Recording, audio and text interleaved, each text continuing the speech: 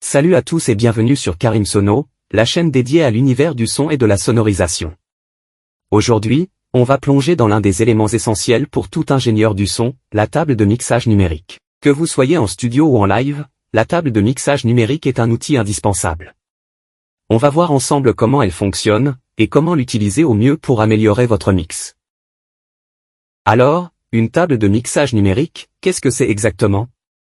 Eh bien, contrairement à une table de mixage analogique, une table numérique permet de traiter le son via des signaux numériques. Cela ouvre des possibilités infinies en termes d'effets, de mémorisation des paramètres, et d'automatisation des processus.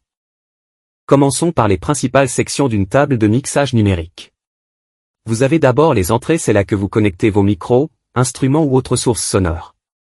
Ensuite, vous avez les préamplis, qui amplifient le signal pour qu'il soit exploitable. Puis vient la section équaliseur pour ajuster les fréquences, et la section dynamique pour contrôler le volume et la compression du son.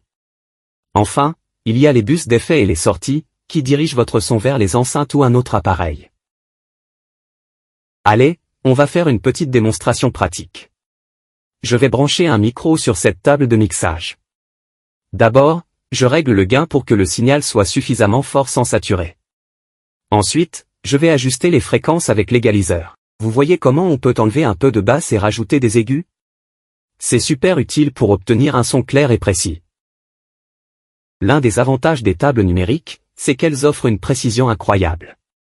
Vous pouvez sauvegarder vos réglages pour les retrouver en un clic lors d'un prochain événement.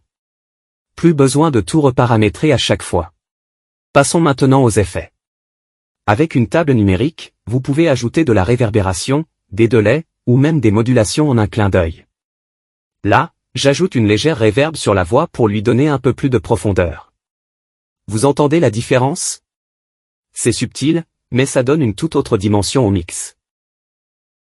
Et voilà pour ce petit tour d'horizon de la table de mixage numérique.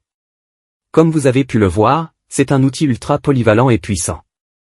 Si vous avez des questions ou si vous souhaitez que je fasse un tutoriel plus détaillé sur une fonction en particulier, laissez-moi un commentaire en dessous. N'oubliez pas de liker, de vous abonner à la chaîne pour plus de contenu sur la sonorisation, et d'activer la cloche pour ne rien rater. Merci à tous d'avoir regardé, et à très bientôt sur Karim Sono.